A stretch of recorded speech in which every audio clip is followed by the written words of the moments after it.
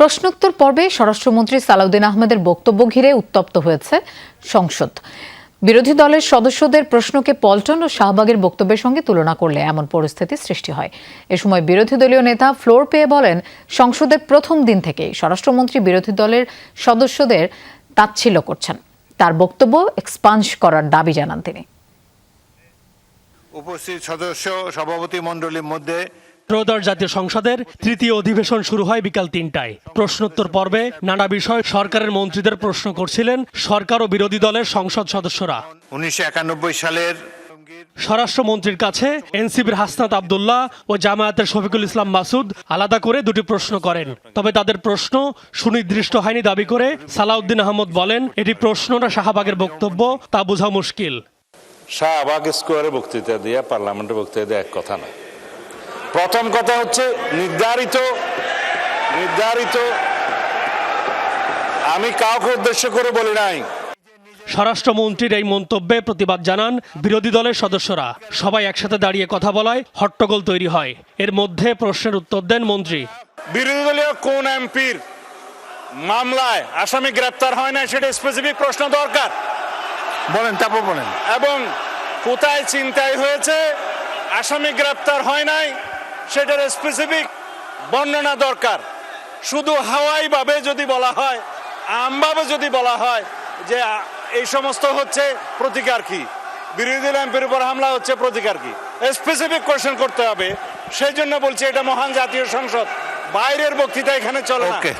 পরে স্পিকার সুযোগ দিলে স্বরাষ্ট্রমন্ত্রী সমালোচনা করেন বিরোধী দলীয় নেতা ডাক্তার শফিকুর রহমান। তার অভিযোগ, বরাবরই বিরোধী দলের সদস্যদের তাচ্ছিল্য করেন মন্ত্রী।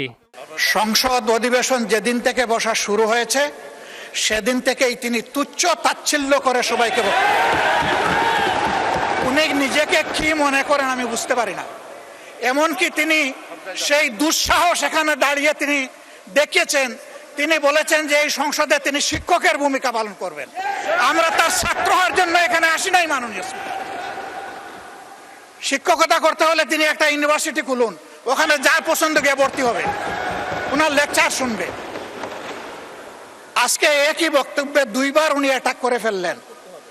আমার সঙ্গীরা তো মনে করে, আমি নিজেও মনে করি যে এইটা কালচারাল না, এইটা পার্লামেন্টারিয়ান ফ্যাসিজম।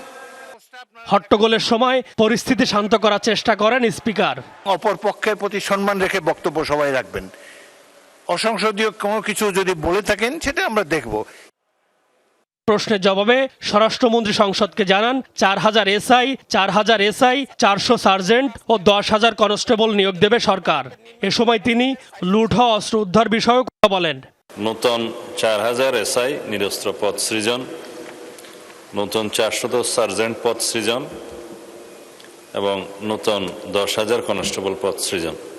লুট হওয়া অস্ত্র উদ্ধারের জন্য আলাদা একটা কমিটি করে দেওয়া হয়েছে, সব বাহিনী মিলিয়ে। মন্ত্রী জানান, অতীতে 4টি জেলা থেকে বিপুল সংখ্যক পুলিশ সদস্য নিয়োগের বিষয়টি খতিয়ে দেখা হচ্ছে।